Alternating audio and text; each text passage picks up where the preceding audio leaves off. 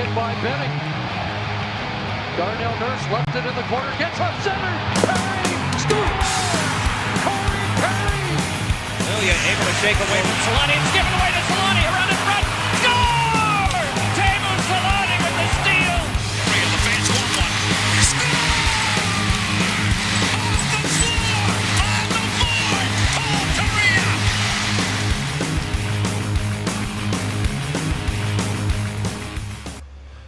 All right, we're back with another episode. It's been a little bit since we've kind of been on with a regular episode, waiting for news to happen, basically. Season. Anything about the season. And season's over for the Ducks. No surprise, I guess. There was a little bit of time where we thought I think they were saying they might do a 26-team format or something, or 28-team format at one point that the Ducks would be involved in. Instead, they go for the 24-team format, which honestly is kind of nice. Like, it would have been cool to see the Ducks play and see Trevor Zegras play and little things like that. But the Ducks did not deserve to be in playoff hockey. No, not at this point. And especially considering we didn't really want it to mess too much with how their drafting goes. I think we're maybe a little bit relieved on that other end. No more Ducks hockey, but really, were we expecting a complete rebound from the season that was after that hiatus? I don't think so. We'll just watch other people play and get some semblance of hockey and playoff hockey at that, and then just look forward to the draft. Yeah, and for the NHL, all it really mattered was Chicago and Montreal scraped their way into yeah. Well, they've got to make it. I mean, they got to make some money somewhere. Yeah, there's no reason to even have the playoffs. I think that's what it was. Yeah, you got two of the biggest fan bases that weren't having great seasons, but the NHL had to figure out a way to squeak them in. Obviously, we're not going to talk too much about the matchups and the games that are to be played on this show. At least we're going to cover a lot more of how that's going to affect the Ducks, specifically how the draft lottery is going to affect the Ducks. If you do want to hear us talk about the matchups, the way it's going to break down with the 24 teams, how the first kind of play-in games aren't technically part of the playoffs in the history books, all that, we're going to cover that in the middle of the week on our Patreon episode of Pucks and Brews. So if you do want to check that out, make sure to sign up for Patreon and listen to that show. It's a lot of fun. Obviously, as the name implies, we're drinking a little bit during the show, and it always gets a bit crazy, especially when Pat has a chance to talk about the Islanders, which is for sure going to happen on that show with the matchups that are going on in the playoffs. Yeah. So, some drink more than others. Ed, it's lucky if you do at all, but I have stuff this time. I'm ready to go ahead of time. Or mango cart, yeah. Probably. It's something along those lines. I didn't buy it, so whatever it is, it's probably not that great. Yeah, it's free, and I don't have to worry about it. Let's start off with how, because we're already talking about it, how the return to play format affects the Ducks. Obviously, the games themselves, like we mentioned, don't affect the Ducks because they're one of 7 teams whose seasons are now over. The interesting thing about that is all 7 of those teams can actually make trades with each other right now, which is I found that a little odd. I don't expect any trades to happen because I feel like general managers and teams will want to wait until the entire market is open to judge a player's worth. Like, if you're Buffalo and there's been discussions if they're going to trade Brandon Montour or some of their other players, I feel like you would want to wait until the market isn't 6 teams and when it's 30 teams instead of 6, and you're getting different offers. And I don't see any happening, but it is interesting that they open that up. I think they're hoping that some teams make moves so that they can get some traction and some buzz around the league, but I doubt the Ducks or any of the other teams outside the playoffs make any moves. Yeah, it'd be odd because usually it's kind of like those lower teams are maybe looking to add a draft pick or something like that. And so if you're all going to get a high draft pick, unless you're like doing future high draft picks, it seems odd. I don't think there's going to be a whole lot of movement between those 6 teams because all those 6 teams are pretty much sellers. No one's a real buyer at that point, so they'll just wait till the buyers kind of come back, see who misses, or underperforms in the playoff, and they're willing to blow up their thing or whatever. I think, you'll probably see a little bit more of a delay in any sort of trading or significant trading at least. Yeah, I think the only team who would really be a buyer in that situation is the team who just missed out in Buffalo. I think they're Yeah. out of the other teams who are out in Anaheim, LA, San Jose, Ottawa, New Jersey, and Detroit. None of those teams are in a position to buy anybody right now, especially anybody that the Sabres would be selling. But the one thing that the Ducks and those other 6 teams, and I guess the Sabres, are looking forward to is the draft lottery, and that's something that until it became official and how it was going to be run, there was probably about 3 or 4 different formats that people were speculating and throwing out there. I know the one that was the favorite among most fans was the one where every other team that doesn't make the playoffs is completely out of it, and then the odds are adjusted differently for the remaining 6 or 7 teams that missed out. That would have been the best one because the Ducks would have had about a 30% chance to get the top first overall pick, and then there was no chance they could move back. I think their only options were first or fifth. Now it's changed a bit.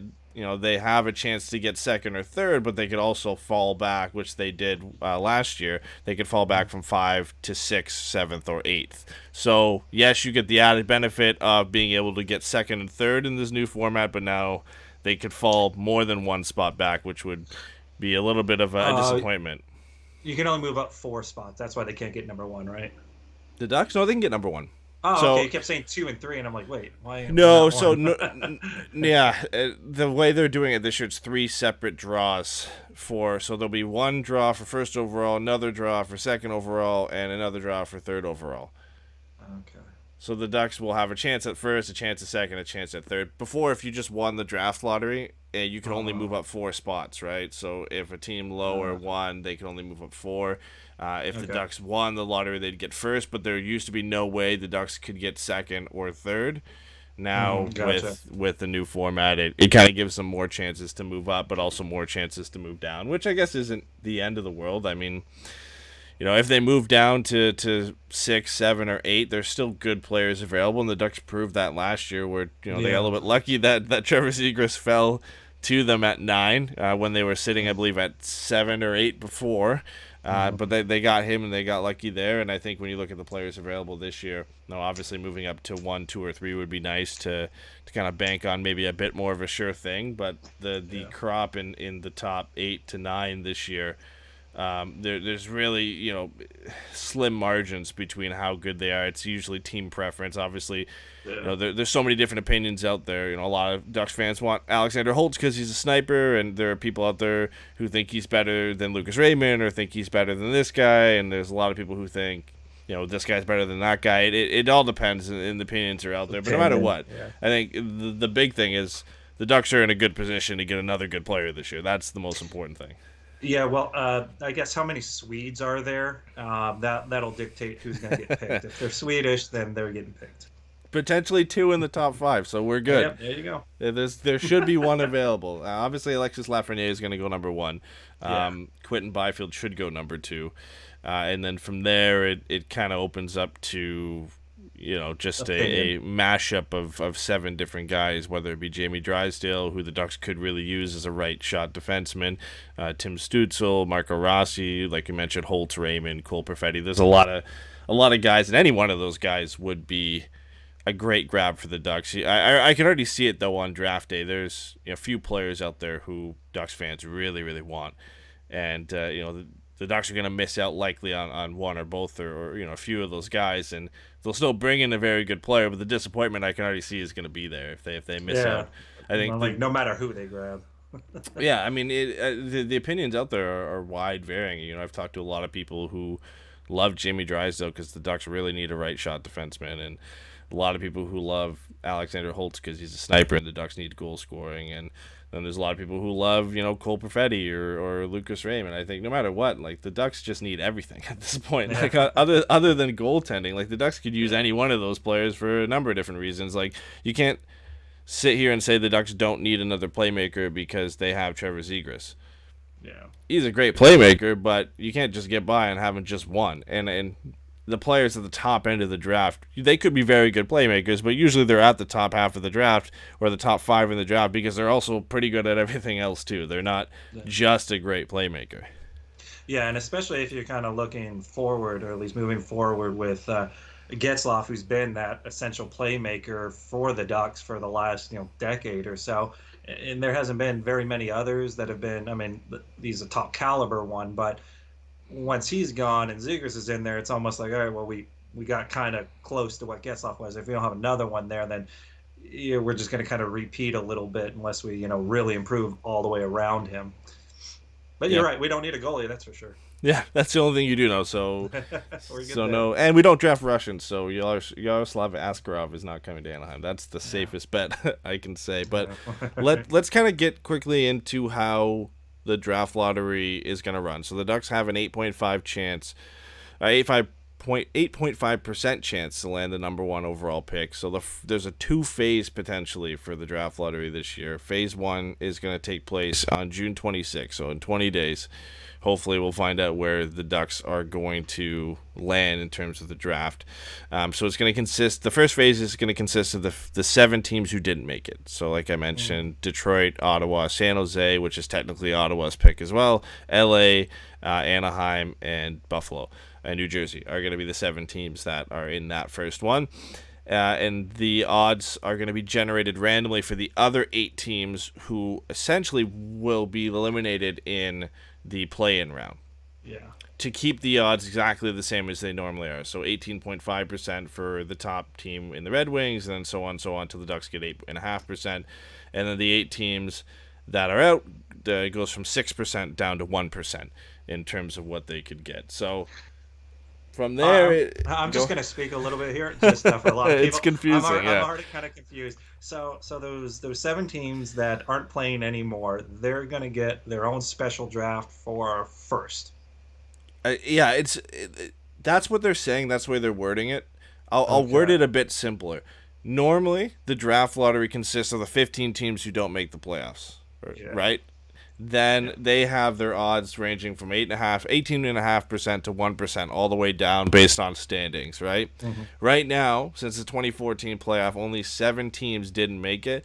So this first phase is going to include those 7 teams and then placeholders for the other 8 that eventually will be there when they lose their play-in game. So why have that first draft if we're holding on to these guys, and can these guys eventually get the first overall pick or no? Yeah, so the reason you have to hold a second draft is because we don't know what team A, B, C, D, E, F are going to be. Why not just do one draft? Well, you could, but you would what arguably people are saying they should have done is wait until the play-in is done and then do the draft lottery, because then you would know who they are, and it makes it a lot less confusing to do it this way. Basically, what they're doing now is if one of these 8 teams that are placeholders right now wins either the first, second, or third overall pick, they have to have a phase 2 of the draft later to find out which team that's going to be. Nope, don't get it. Yeah, it's confusing. I'm just saying, so like, say, for example, let's use the Ducks. Somehow we win the draft lottery. We're getting the number 1 pick. That's phase 1. Then phase 2, the other teams get there, and then they can supersede us? They can get thrown in there? Or? So you only need phase 2 if one of the placeholder teams wins one of the top 3 picks. So if we go through phase 1 of the lottery, Detroit, let's say, retains number 1. Let's say the Ducks move to number 2 and Ottawa keeps number 3, right? If that happens where all 3 teams that were eliminated get the top 3 picks, there's no need for phase 2 because the draft lottery is complete. Now, if phase 1 happens, let's say Detroit gets the first overall pick, one of the 8 teams who are placeholders, let's say they win the second overall pick, and then Ottawa still gets the third. They have to hold a phase 2 of the lottery draft once the teams are eliminated from the play-in series to find out which team that is that's going to get that second overall pick. They're all I get it, but that is so and what's even more ridiculous is all of those teams, when they get into that second phase, if it happens, they all have a 12.5% chance to win that second overall pick, or first or third or whatever it ends up being, if one of them is to win it. Jeez, so oh man, so I wonder if you see tanking. I don't think you would. I think everyone would like that odd chance of actually making it into the playoffs. I don't know. I I just don't would have know. rather That to wait motivation, yeah. because I'd wait until the first round's out. You know, I think the it's a bit in play. ridiculous that they all have 12.5%. Because imagine, who's one of the better teams in play-in. So I think Pittsburgh's in a play-in series, right? Imagine Pittsburgh loses their play-in series against, I forget who they're playing. I can't remember now. I can't remember who they're playing. But let's say they lose their play-in series against who they're playing. They Columbus? automatically no, Toronto's playing Columbus.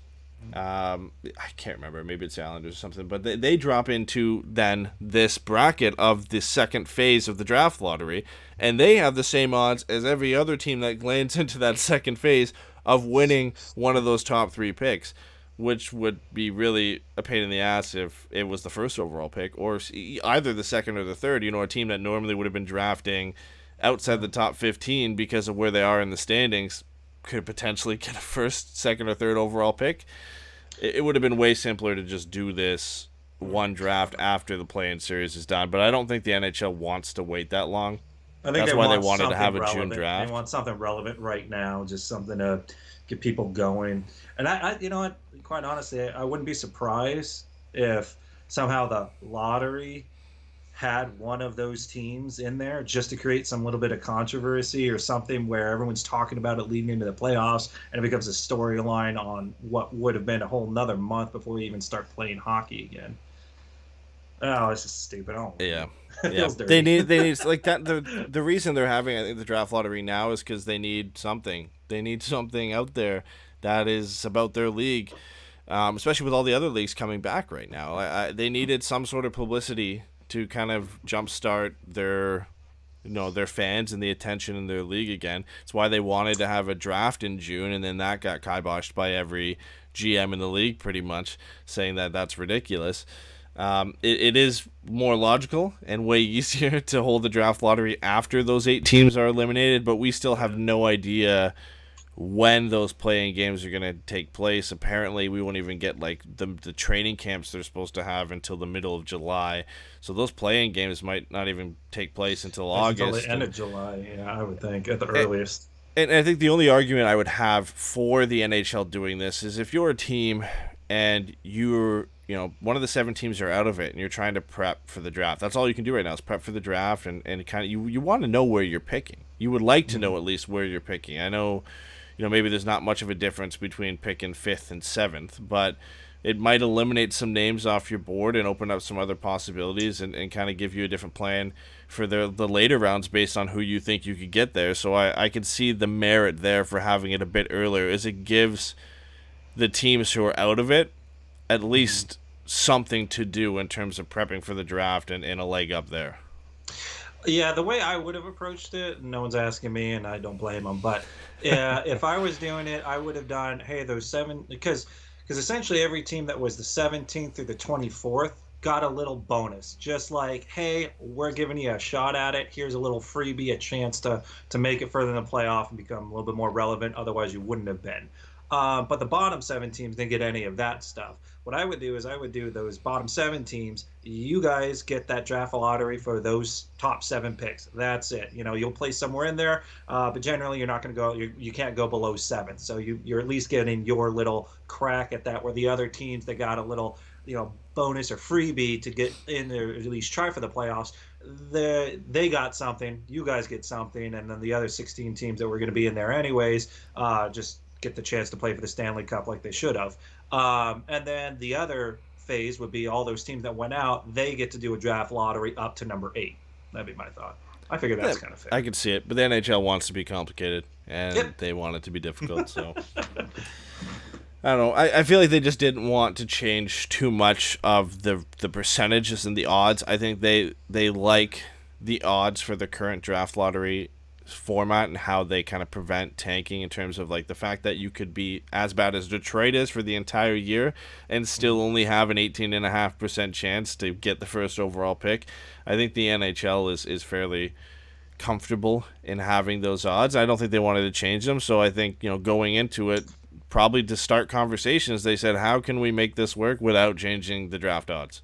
And this I is would what just they say came keep the up draft with. odds. The reason they had those draft odds in the first place was so that teams wouldn't tank during the season. Well, no one saw this one coming. It pretty much was just we're all playing, we're all doing our thing, and still trying to play good. And then all of a sudden, season stops. And at that point, like the last 10 games of the season is or 12 games of the season is usually when teams that are close might start tanking, but they never even got that opportunity, and they didn't foresee them not being able to play.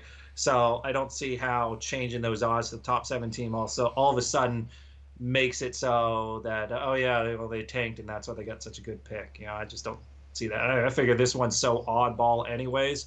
Yeah. Just throw We'll them a see if bone. we'll see if Throw us a hockey bone. even happens. I mean, like there's a return to play format, but there's a chance that this could still get canceled. I think there's at least a 50% chance that this entire whole thing could still get canceled.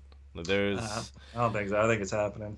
I don't know. I don't know. We'll see. We'll see how it goes. There'll be still, some states that are going to allow it, so yeah, they'll true. have their format. But Before we move on to other news, Garrett did have a question. He said, "Who out of this draft do you think will be in the NHL right away?" It's tough. Tops. Yeah, like I think Lafreniere will get a chance. I think he probably could play all year. I think Quentin Byfield has the size to play. He's only 6'4", 220. Like he's already bigger than the average NHLer. I'm sure he could play right away. From there, it's a bit tough. I think the Swedes have been playing against pros all year, but I'm not sure if they're ready to take the next step forward. And then out of the guys in the OHL, I don't think Perfetti or Rossi or Drysdale are necessarily ready. I think Rossi might have the best shot out of all of them, but I mean he's 5'10", 5'9", 190 coming out of the OHL. I'm not sure if he's fully ready, but I think every year you can kind of be a safe bet that you could at least pick the top 2 guys and say they might make it. And there's always a few guys later on, like remember with the Ducks, Isaac Linderstrom made the NHL, or at least only 9 games, but he made the NHL right out after getting drafted. So there's always a few guys later on who, for whatever reason and whatever structure the team has or injuries or anything like that, they end up getting a little bit of a trial before they get sent somewhere else.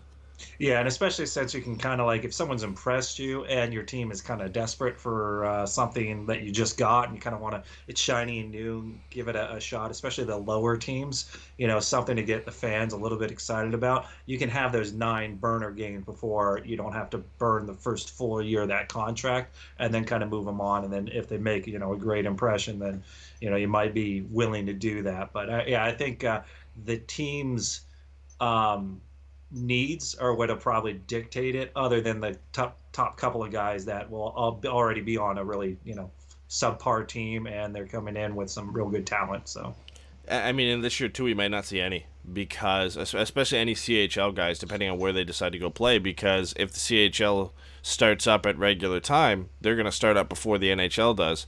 And if Alexis Lafreniere and Quentin Byfield and Rossi, Perfetti, Drysdale, if they all go back and play with their CHL teams, they're not allowed to. They can't come up and play. They're there for the entire season. So there's been talks of players like Lafreniere and Byfield looking at potentially starting the season overseas so that they can open up that possibility of coming over. The European prospects, they can get loaned from Sweden or Finland or wherever to come over and play, even if their season's already started. So that could be an interesting wrinkle that happens because of when the presumed start date for the 2020-2021 season is so late in the year compared to when some of these other leagues are actually going to start up. yeah. All right, let's get into the goalie discussion, because this is a bit interesting. I know we'd speculated about this before on whether Ryan Miller was going to return or not this season, but we never had any comments from him officially until recently. He was on an interview with Gene Principe from Sportsnet. They're doing an at-home series where they talk to some players about what's going on at home during COVID-19, and Ryan Miller was asked a fan question about what's his desire to come back and play next year and what that looks like. And he said that the desire's there to come back and play, but honestly he doesn't know how the landscape's going to be, how how COVID-19 is going to affect when sports come back and when that season's going to start, and if his kids are going to be in school and how that's going to affect his wife's work and if he's going to have to be home. So I think bluntly he said he has no idea. He wants to come back, but he's had a long career, and he'd be okay if he ended it here. But he also said he wants to try and hit 400 wins. He's, I think, 3 or 4 wins away from passing Dominic Hasek for 14th all time, which is a personal goal for him that he wants to reach. So, I think it's 50-50 whether he actually ends up coming back or not. Yeah, I think he would come back. It will, depend on what, like you said, the landscape, or what the NHL kind of looks like at the start of next season. But this is a guy who's not really playing for money. He's kind of just playing for the fun of it, the fact that he can still do it at a high level and not embarrass himself. And the Ducks would be crazy not to sign him, because they've been signing him at very, very team friendly contracts for the next few years, and it gives us a solid backup, until he's finally ready to call it quits. And even though the Ducks may not be, in that upper echelon where we're going to be competing as a favorite to win the Stanley Cup or even make the playoffs seasons in, season out, he still has a lot of great value, and I think he knows that. And if he's got the desire to do it, I think that's kind of the main thing. I don't think if the season, I don't know. It does depend what COVID is going to be doing for the season, but I think if the season starts up any similar as to normal, I guess, if it gets kind of close to normal, I think he's willing to come in and play. And if he's that close to those wins too, it's just a lot of reasons say yes. It just, like he says, depends on how the NHL looks, or if they're starting and they're doing a half season or something like that. I mean, you got to wait to see how it all plays out, I guess. Yeah, I mean, I would love to have him back. I think he kind of deserves a spot on this roster still. I think the way he played, over the last couple seasons, he shows that he can still do it. And I think, I'm not sure when his birthday is, but at least when he decides to come back, if he does come back, he'd be either 40 or close to turning 40 at that point. So I think if he does decide to come back for one more year, it probably is his last year in the National Hockey League. It would be nice to see him go out and kind of hit those personal marks for him. And I'm not sure if he ends up getting to 400 wins, but I would think he would pass Dominic Hasek. Only needed 3 or 4. I'm sure he could pick that up over, the entire length of a season. Hopefully the Ducks aren't that bad. Yeah. But if you're Anaheim, I think you would love to have him back. There's just the guy he is and the impact he brings. But I don't think you're desperate to bring him back. When you look at trying to kind of take some of your young goalies or other goalies in the system up to the next step, whether that's moving Anthony Stolarz into the backup role.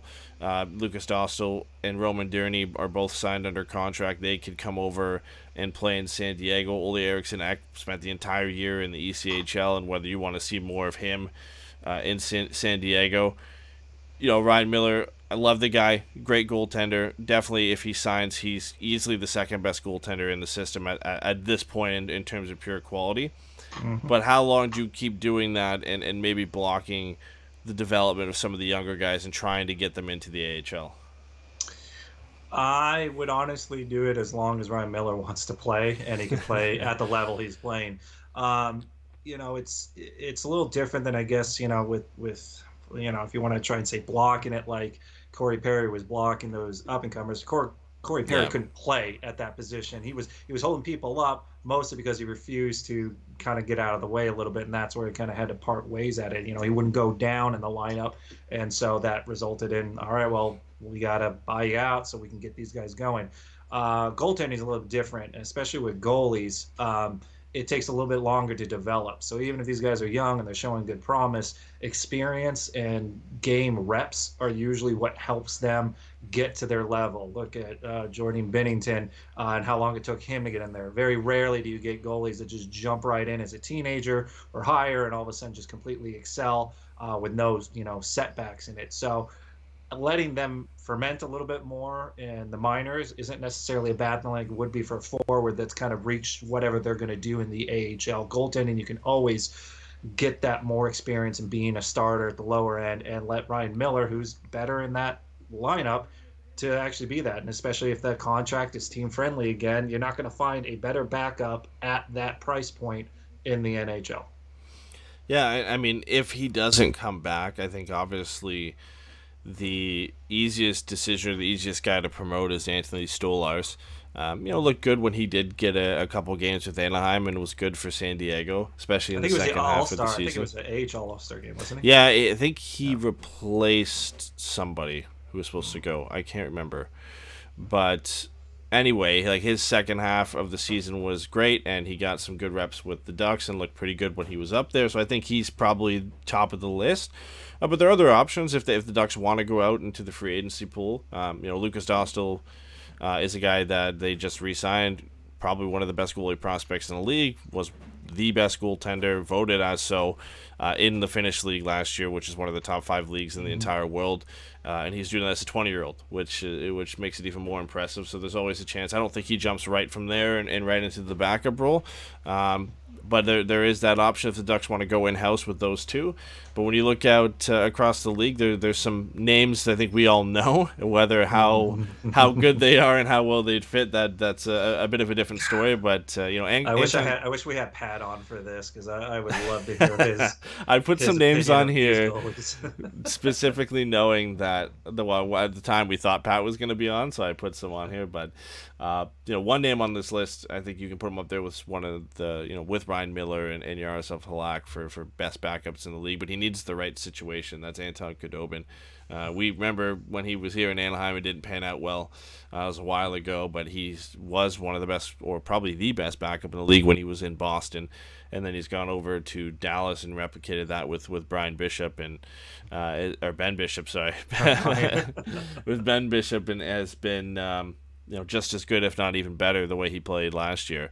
So he could be an interesting option. I think if you're Anton Khudobin, after playing in Boston and making the playoffs and going far, and playing with Dallas and not being as good but still making the playoffs and being a good team, I don't think Anaheim's necessarily the next stop, and I could honestly see Dallas bringing him back. But that's I think if you're looking for someone with the same quality in terms of what they could bring in the crease to Ryan Miller, I think Anton Khudobin's probably at the top of the list if you're looking for an elite backup goalie, if there's such a thing.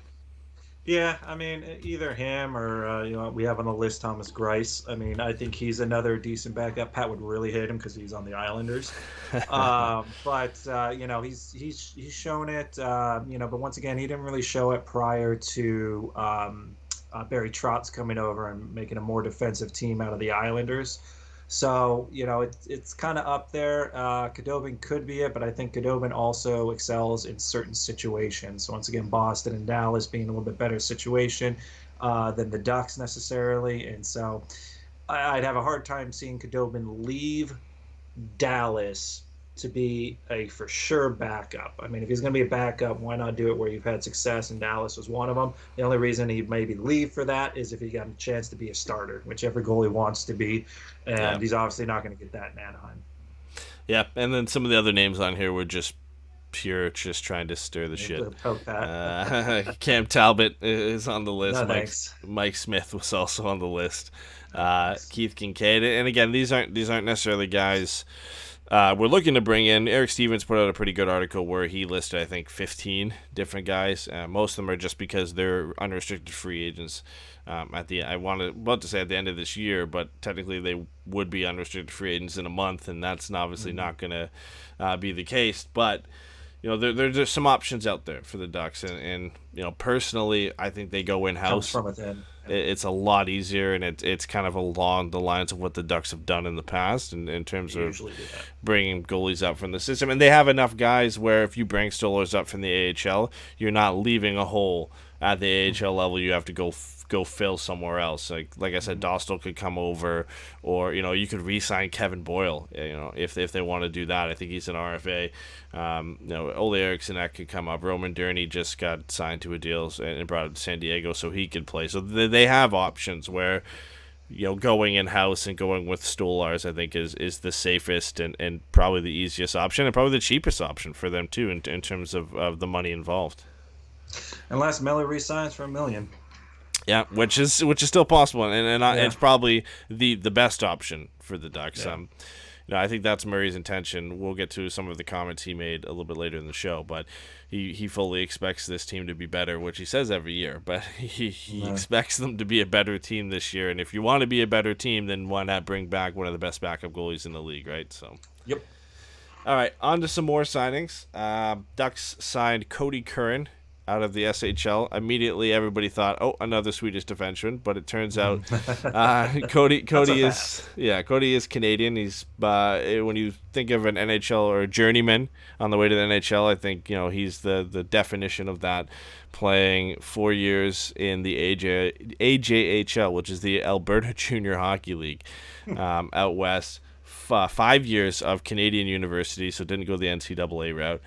Over to Denmark, Norway, and then 2 years in Sweden, and just collected some ridiculous hardware. A couple MVP trophies last year. This last year, picked up Defenseman of the Year, the MVP, and then basically the 10 Lidzy of the SHL, where it's MVP voted by the players.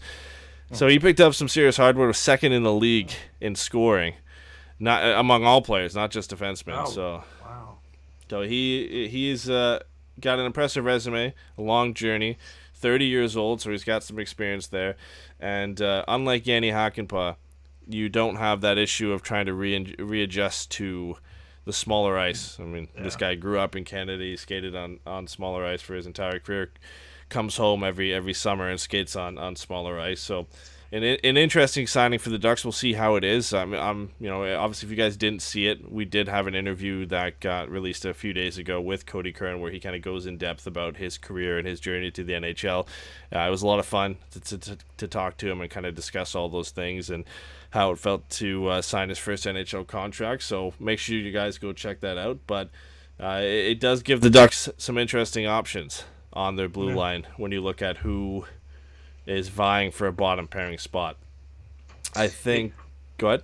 Oh, no, I was just saying, yeah, as part of that interview, even though he's considered left-handed defenseman, he also said he's comfortable playing right-handed, or he's been doing that, or in the right-handed defenseman position. So I feel like it maybe gives them a little bit of, I won't say diversity, but flexibility on the back end, if he wants to go one or the other. It's not like he's like, no, I'm only comfortable here. I've never really done that. I don't know. And then there's mistakes, that sort of deal. So yeah, hopefully that's what Dallas Eakins does. We've seen even before Eakins with Carlisle too. Gooley played on the right side. Then Fowler played on the right side of Gooley. Larson's played on the right side. Del Zotto, if he comes back, he's played on the right side. I think Cody brings a different aspect to the Ducks, which they could potentially use, and that's being an offensive defenseman and being a power play quarterback, which really, other than Christian Jews, nobody's shown that out of those bottom pairing guys. I think it's safe to say, Lindholm, Manson, Fowler, and likely Goodbranson are your top four. Maybe the only iffy there being Goodbranson, but I think that's how the Ducks would start the season, would be with those four. And then you look at the bottom pairing. There's 7 or 8 guys fighting for a spot there. When you add Cody Curran into the mix, you've got Christian Juice, who is re-signed. You've got Jakob Larsson, who I think he's either re-signed or he's going to get a contract. You got Josh Mahura, Simon Benoit, Yanni Hakanpää, who got re-signed, Brandon Gooley, who got re-signed, and then potentially Del Zotto and Irwin if they get contracts. I don't think they do with the amount of names I just mentioned off there of guys who are already under contract. But even without Del Zotto and Irwin, you've got 7 guys there that are going to be fighting for a spot. yeah, and we definitely need someone to help on that power play. Yeah, For sure. I don't know if as much as I love the guy, and he's a great guy. I don't know if Cody Curran is the fix to the Ducks power play woes. I think he'll do better. I think he'll make the power play a little bit better. It gives him a bit of a better presence from the blue line on the power play. But one player coming in, unless you're Connor McDavid, isn't going to fix the Ducks power play. There's a systems issue there, and there's a lot of things going on why that power play isn't good. But if you're looking at this bottom pairing right now, who are your 2 kind of go-to guys if you had to pick from that mix? And Larson, Jews, Curran, Mahura, Benoit, and Gooley. I'd have to watch more of them play, especially Curran, because I haven't really watched him play, so I don't know. Yeah. Jews I thought would probably work there, but then it's like, well, who's the other guy going to be? And if it's Gooley, who is the other one, I would think would maybe work in there. then you got kind of two guys that are a little bit more offensive, and usually they like to kind of put in a defensive guy there.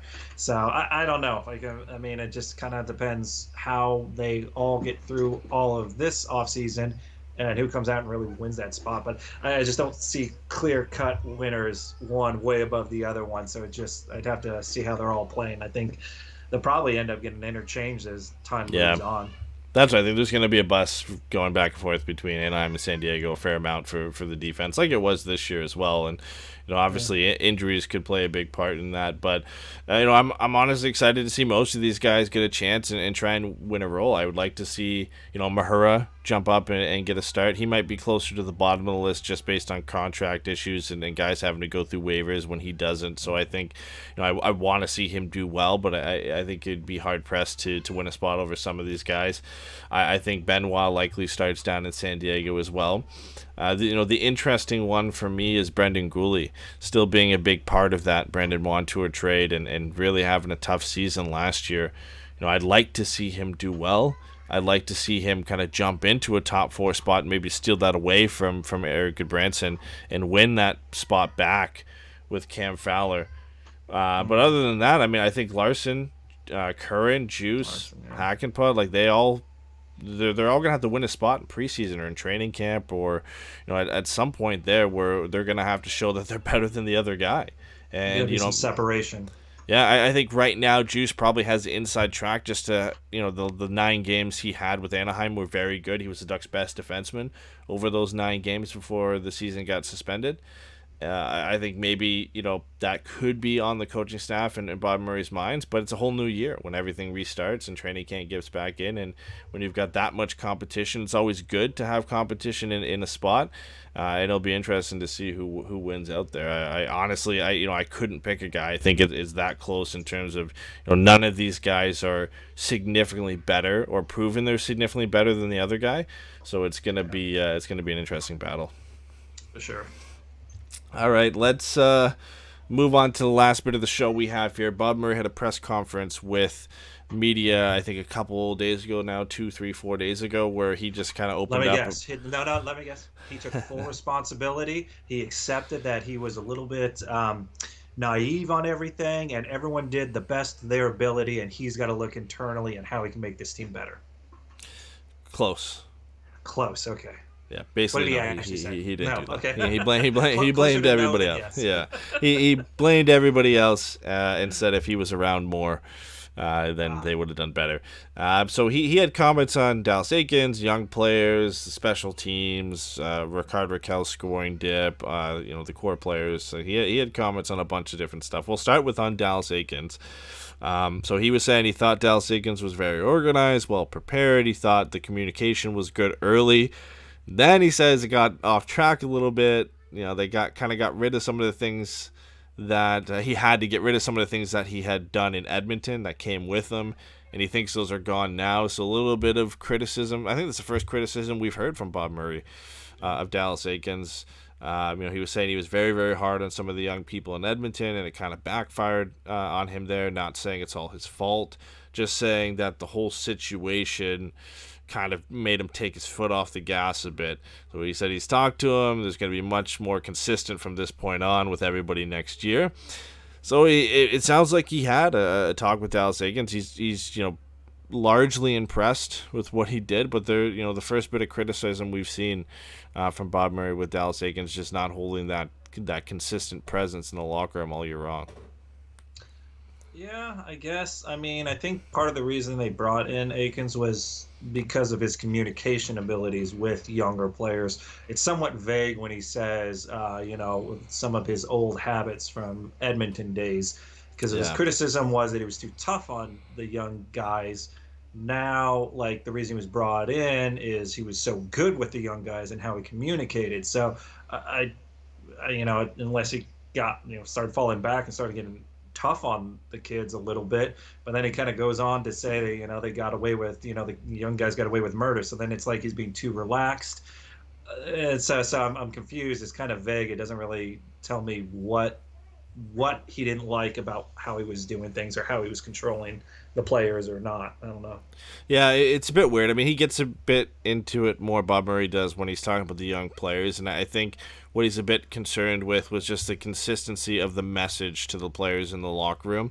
And it just, like, we got to go out there and compete every night rather than saying, oh, it's just a rebuilding year. So in Bob Murray's comments about the young players, he said, I think everybody talking about the young guys and this and that, it just led to players at times saying, oh, this is just a rebuilding year. I don't know if anybody ever said that, but it doesn't matter. Up and down the lineup, some of the kids were allowed to get away with murder this year.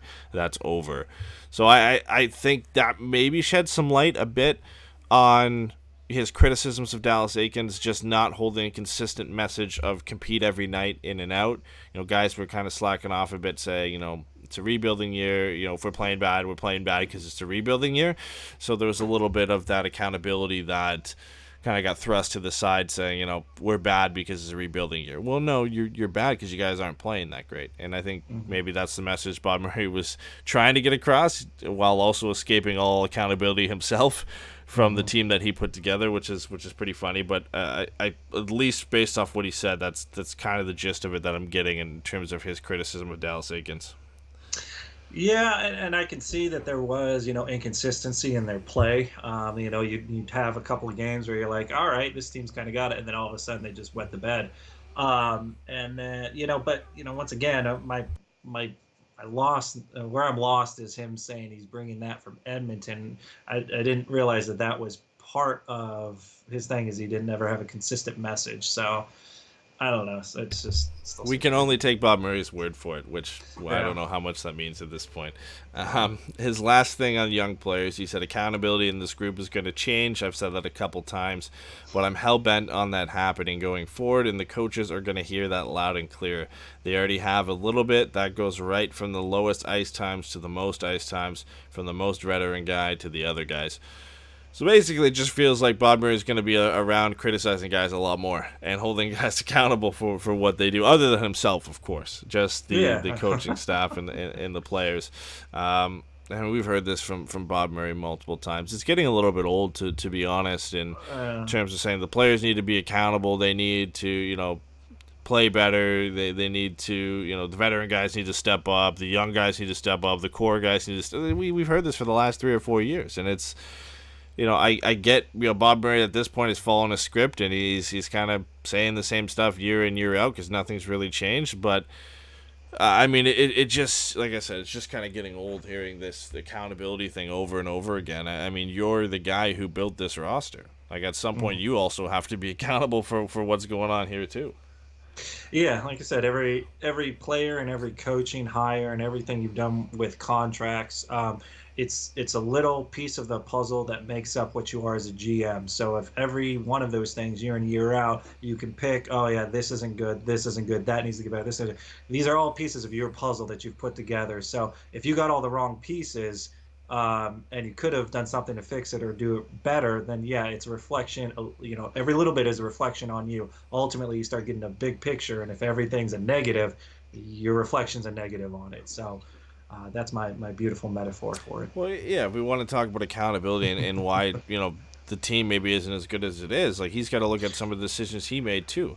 I know we're a bit early to judge Brendan Gooley, but that trade really hasn't worked out as well as you thought it has. And you look at losing Shea Theodore to the Golden Knights to protect Sammy Vatanen, who you traded that offseason anyway, and you because you couldn't get Kevin Bieksa to waive his no trade clause that you put into his contract. Losing these players for nothing, losing good players, and maybe not seeing the dividends, deciding not to trade Jakob Silfverberg, re-signing Randy him. Carlyle. Yeah, rehiring Randy Carlyle, not firing him until near the end of the season when it was already too late anyway. Like, all these little decisions that go into roster creation, and some of the players that he's brought in over the last couple of years haven't done anything anyway. And you can't criticize a team for not being that good when you're playing 7 kids because you didn't bring in enough guys, and you've got Michael Del Zotto playing top 4 minutes, and you've got some of these. You brought in Eric Goodbranson to be as good as surprising as he was in Anaheim. You brought in Eric Goodbranson to be a top 4 defenseman because you traded 4 top 4 defensemen away. or lost them in some different ways. Like at some point, it just gets ridiculous that we hear these comments from Bob Murray, and there's never oh, I should have done that, or I made a mistake here, or some of this is on me. But Yeah, he's always looking for that diamond in the rough, and he keeps doing the bargain bin Bob thing where well, we had him a really cheap deal, and he could have a lot of upside, low risk, yada yada yada. Okay, enough of that crap. It's been going on. You've been trying. You've had minor hits here and there, but mostly losses, and that kind of goes to trading as well. You've done well in drafting, and we can chalk that up to the people you have doing the scouting. So other than that, it's starting to wear thin, that message of, well, I've done everything. I've got us under budget and yada, yada, yada, and these guys need to start doing better. So, like I said, usually I've been able to give them some slack, cut them a little bit of slack and kind of move forward. But the message is always the same, or there's always some new excuse on it. It's like, oh, the coach is bad. You got a new coach. Well, this coach is bad too. It's like, all right, dude. What do you want to do? Well, power play is bad. The coaching and the players aren't doing it. Well, what are you doing to change it? Well, not much, but it's still bad. Yeah. It's like, all right, well, do something. I mean, he again, where he's it's bad, and there's no changes from him on that point. It's the same thing with special teams. He said for him it's a major concern. If you just put us in the middle of the pack on special teams this year, you're probably one of those teams playing right now. I know we've talked about that a bit, saying if the Ducks were a middle of the pack playoff team, they probably got 4 or 5 extra wins on the season, which could have put them in. I don't know if they're one of the 7 teams or one of the 24 teams in right now, if that's the case, but I think they're a lot closer to that. But he said we're so far down the totem pole, it's inexcusable. That's on the coaches, players, everybody. No excuse for that, and that has to be fixed. You can watch certain teams' power plays. Boston, that's a pretty damn good power play. We don't have those players. We have to have a different type of power play. You've got to work with what you have in some respects. Right there, I wish I could have heard how he said that comment. Would change everything, yeah. Because he says you got to work with what you have. If he said that in a depressing tone, like, I got to work with what I got, like, I was given this, I got to work with what I got, then I would really understand his mindset. Because when he says, that's on the coaches, players, everybody, he doesn't say that's on the coaches, players, and me. Just kind of throws him in with everybody else who's really not that accountable for it. I really would have loved to hear him say you've got to work with what you have, because I feel like he probably said that in a way with like, oh man, I've been given all this stuff and I got nothing. I got to work with what I got here. I've heard him talk. He's blunt, but it's very honest in the way he speaks, or at least he portrays that he believes it in such a way. So the inflection I would think he have is more like, we got to work with what we've got. What we've got can work. We just have to do something to it. So it's never more of a depressing, like, well, we got to work with whatever the hell we got here. It's never that. It's like, we got to work with what we've got. We can't copy it. We can't do anything else, because we don't have that talent that's on a Boston team. But we got enough pieces. We got to figure out a solution to it. He seems more like he wants to fix things, but when he starts criticizing, he can be kind of snarky a little bit when it comes to usually players or general group of players. So I know he was snarky when he was talking about the youngin players needing to have communication. He's like, yeah, these kids, they got to be talked to, Mm-hmm. And so he can be snarky. I don't feel like that was necessarily it, but once again, I'm not there. I've just heard his tone before, and usually it's kind of more like, I think we got the pieces. We just got to figure out what's going to work for us. I just wonder how long can we, and we've said it before, how long can us and Bob Murray and everybody sit here and say the Ducks have all the pieces to have an effective middle of the pack power play before it's not possible? Like, they haven't done it. They've had these pieces for the last 3 years, and their power play has routinely been in the bottom 5 teams in the league. This year it was 30th in the league before the season was canceled. Like, when are we going to say, the Ducks just don't have the personnel to have a good power play? Yeah, obviously it's on power play, I think, a bit more than anything else, and penalty kill, or on coaching and the system you have in place. But at some point, it's also the personnel you have on your team that maybe it just doesn't work out. Like, the Ducks have tried a million different combinations on the power play. And, we've seen some guys who definitely shouldn't be getting power play time, like Carter Rowney and Nick Deslauriers, getting power play time because the Ducks are trying to make things work. At some point, it looks like the coaching staff has tried everything to get things to work, and maybe it's just their system that doesn't work. But after 3 years and different coaches, and the power play just still isn't good, at some point you have to start thinking, yeah, I know it's the players we have it's not working. You need to bring some different guys in to get the power play going. And I would, if you can build consistency on power plays, then everyone learns their role, or their role is more defined.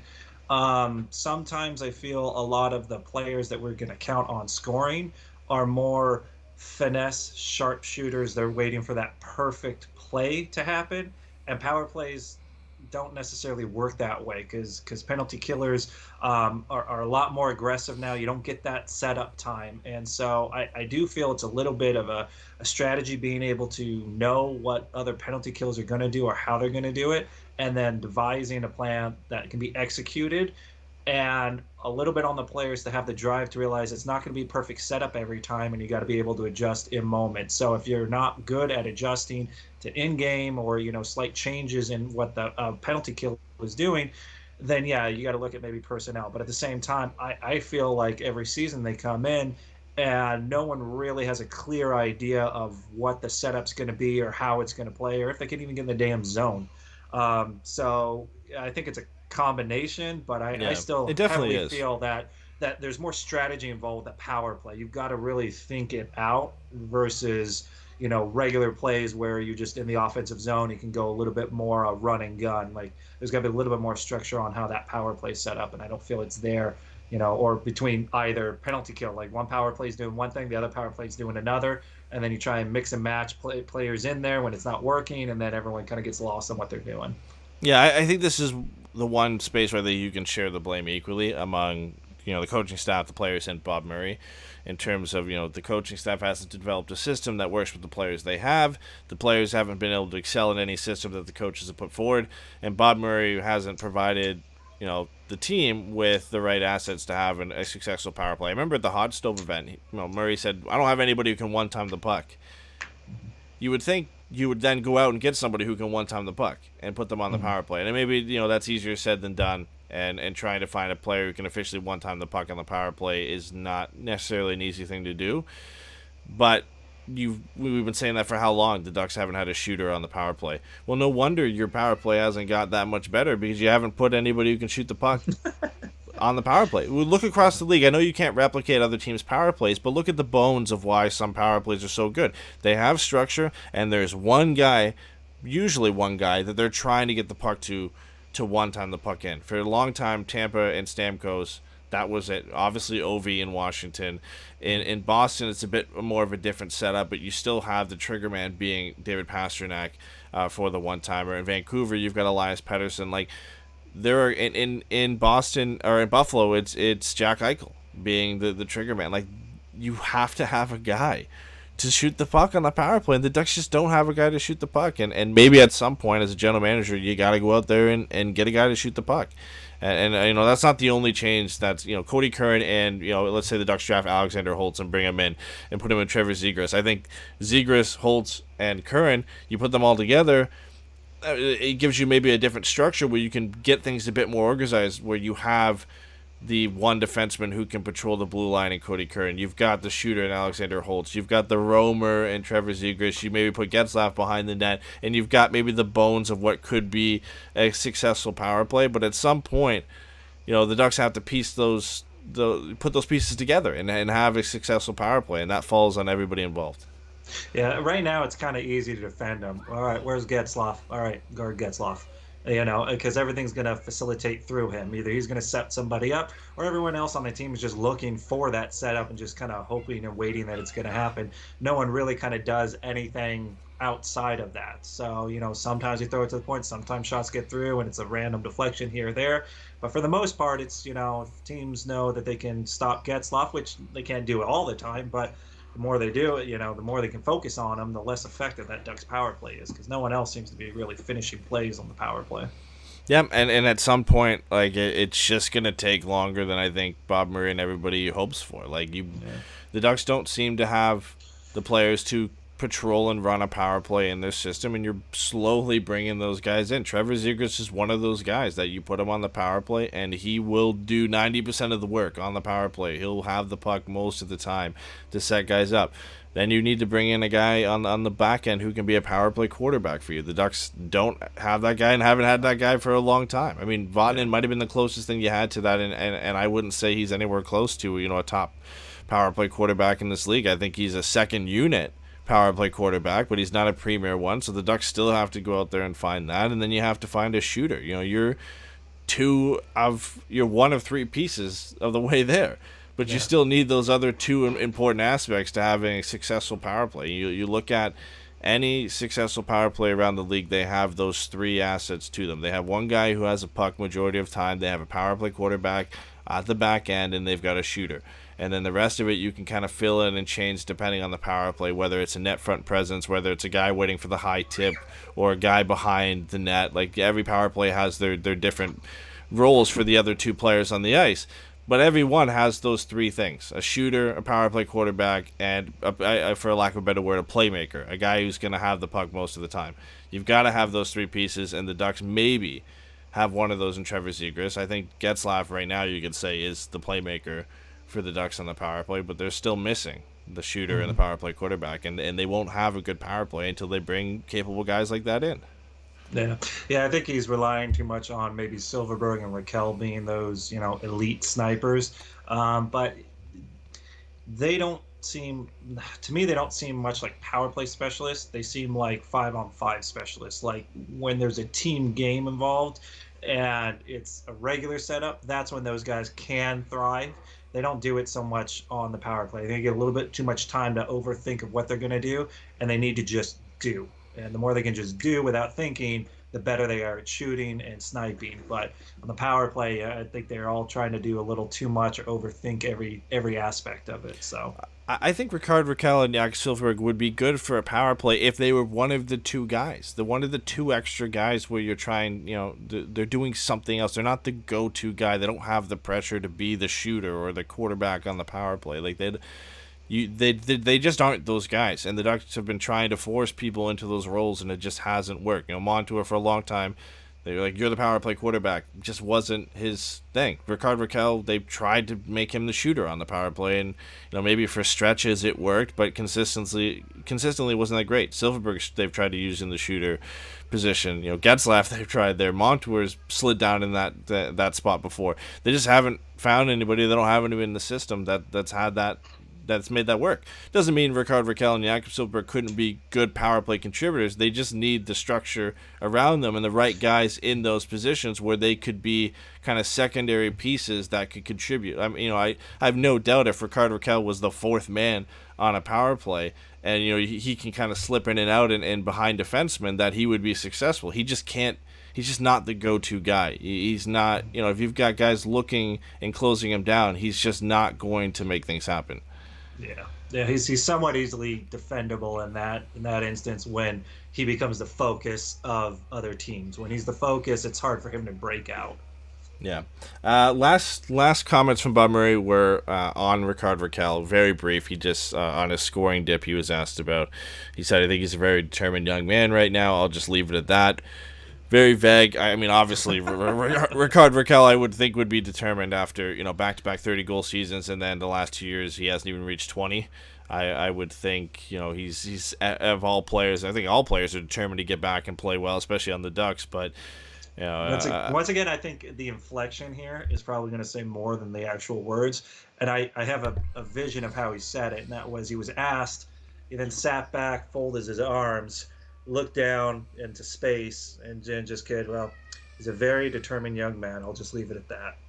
Yeah. Well, what are you supposed to say though, right? Like if you're Bob Murray to say, you're asked like what are you going to do with Rickard Rakell to turn around his scoring slump, or what's he doing, or what's he going to do? He doesn't know.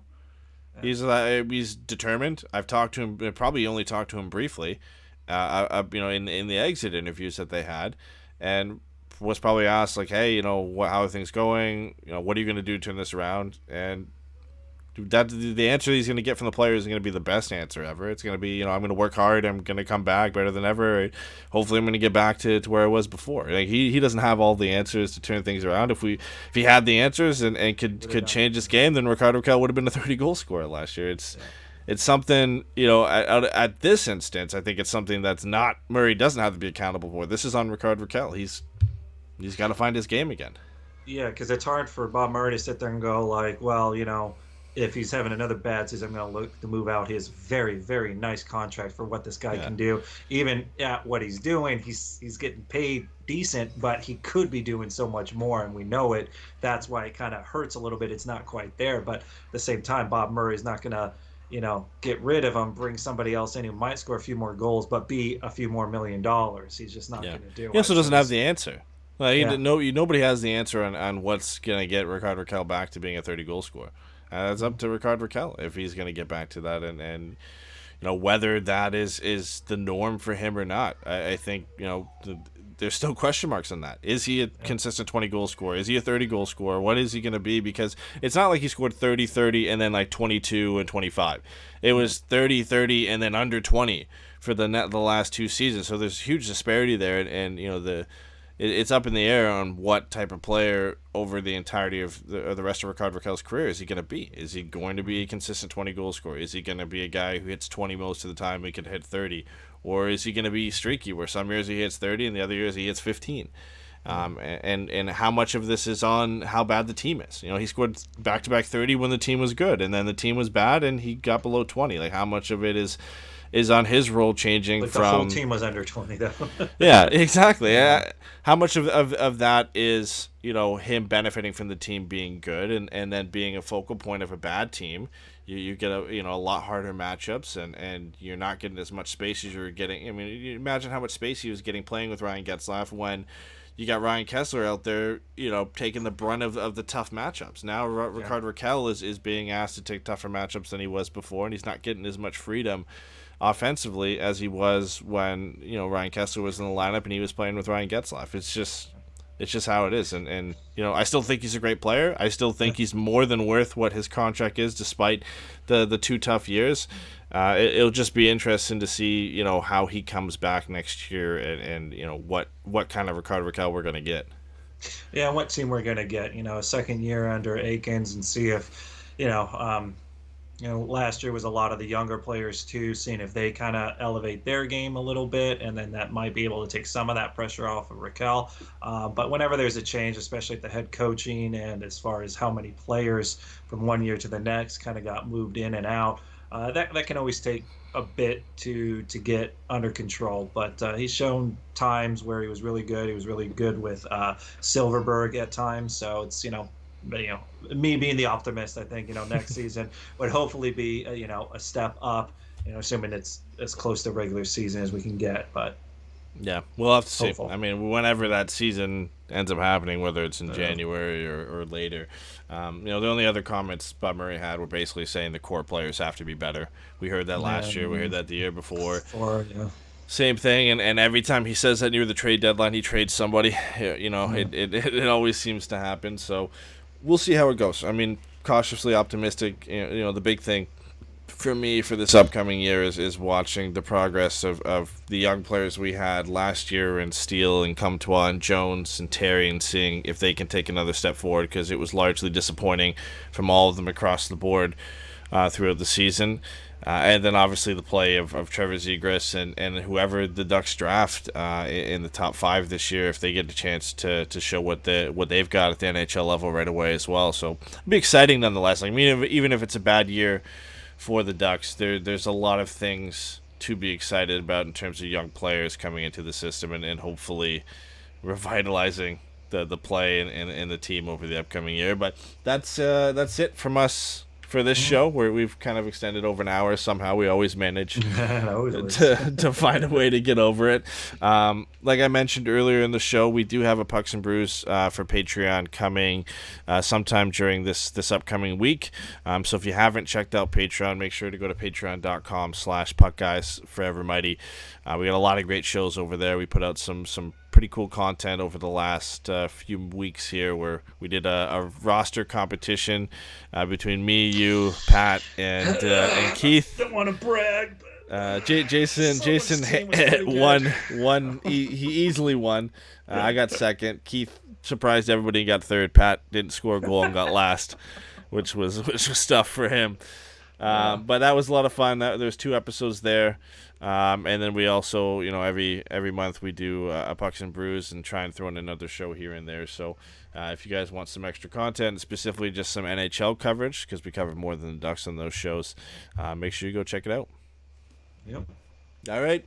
We'll be back hopefully soon. Again, with everything going on, it's kind of a loose schedule in terms of of when this show comes back and how often we're here. We'd love to be here on a weekly basis, but I think it'd get boring for you guys if we came in next week and had nothing to talk about, it's little things. So that's why this one's been a little bit delayed. But we had some news, so we wanted to come back and chat with you guys a bit. But as always, we'll be active on social media. So if you have any questions for us, or you want to find out what we're doing, make sure to check us out there. But yeah, stay tuned, and hopefully we'll be back soon. And everybody stay safe. Bye, guys.